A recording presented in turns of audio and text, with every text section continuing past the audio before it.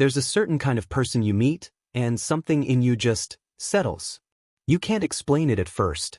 They don't talk the most. They don't try the hardest. They're not the loudest one in the room. But somehow, when they speak, people lean in. When they leave, people notice. When they're around, things feel steadier.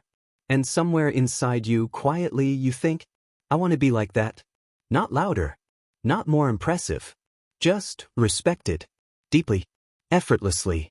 Stay with me because by the end of this, you're going to realize something uncomfortable. Most of us have been chasing the wrong thing our entire lives.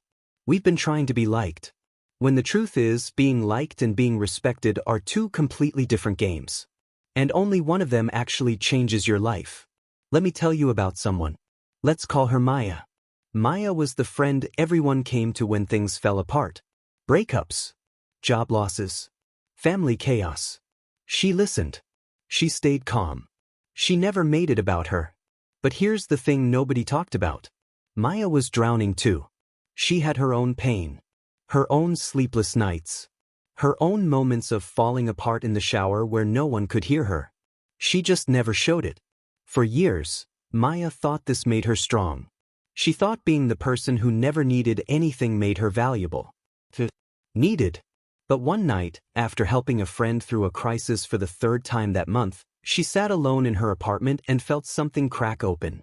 She realized she didn't know how to ask for help.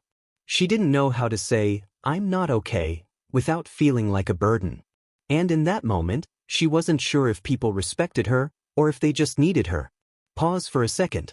Ask yourself honestly, do people respect you? Or do they just rely on you? Because those are not the same thing.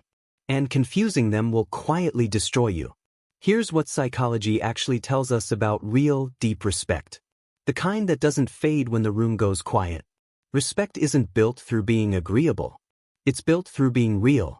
Our brains are wired to detect authenticity almost instantly. We can sense when someone is performing versus when someone is simply present.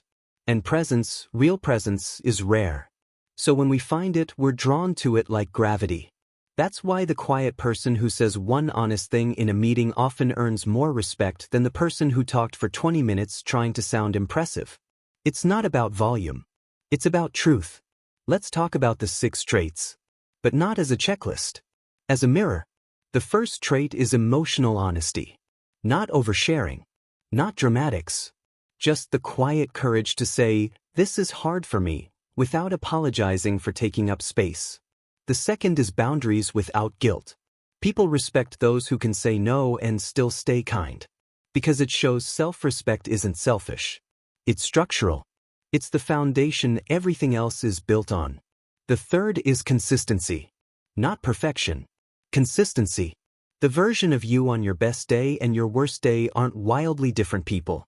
That predictability, that reliability of character, is deeply comforting to others, even if they can't articulate why. The fourth is listening without waiting to speak. Most people listen to respond. Rare people listen to understand.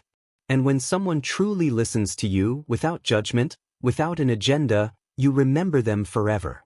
The fifth is owning mistakes without collapsing into shame. Saying, I was wrong, without spiraling into self-hatred. That takes more strength than most people realize. And the sixth, the one most people miss, is emotional composure under pressure. Not suppressing feelings. Processing them internally before reacting externally. Now here's the deep part. The part that might sting a little. None of these traits come from trying to impress people. They come from healing. Every single one of them is a byproduct of someone who has done inner work. Someone who has sat with their pain instead of running from it. Someone who has learned to regulate their nervous system instead of reacting from old wounds. Which means, respect isn't something you perform. It's something that leaks out of you once you've healed enough to stop performing altogether. Let that sink in for a moment. We spend years trying to build a personality that earns respect. Achievements. Confidence. Social skills. But real respect doesn't come from addition. It comes from subtraction. Subtracting fear. Subtracting people-pleasing. Subtracting the need to be seen a certain way.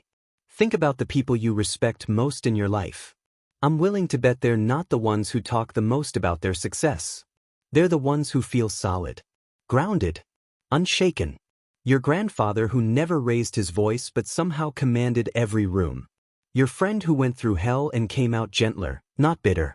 Your coworker who admits when they're overwhelmed instead of pretending to have it all together. None of them were trying to be respected. They were just trying to be honest with themselves. And that honesty became magnetic. Here's the twist. The moment you stop chasing respect is the moment you start earning it. Because chasing it comes from fear. Fear of being irrelevant. Fear of being forgotten. Fear of not being enough. But when you stop performing and start healing, something shifts.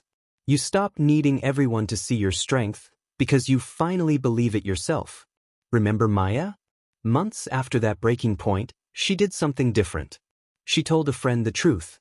I'm struggling too. I don't have it all figured out. She expected pity. She expected distance. Instead, her friend softened. Opened up too. And for the first time, their friendship felt equal. Not one person holding everything together while the other leaned. Two people, both human, both real. That was the moment Maya earned the deepest respect she'd ever felt. Not because she had it all together, but because she finally let herself not have it all together, out loud. So here's what I want you to take from this. You don't need to be the strongest person in the room. You don't need to have the perfect words, the perfect confidence, the perfect calm. You just need to be real. Consistently. Quietly. Even when it's uncomfortable. Because the traits people secretly respect were never about performance. They were always about presence. So the next time you feel like you're not doing enough to be seen, remember this. The people who move us the most aren't trying to be seen at all. They're just finally being themselves. And maybe that's the only trait that ever really mattered.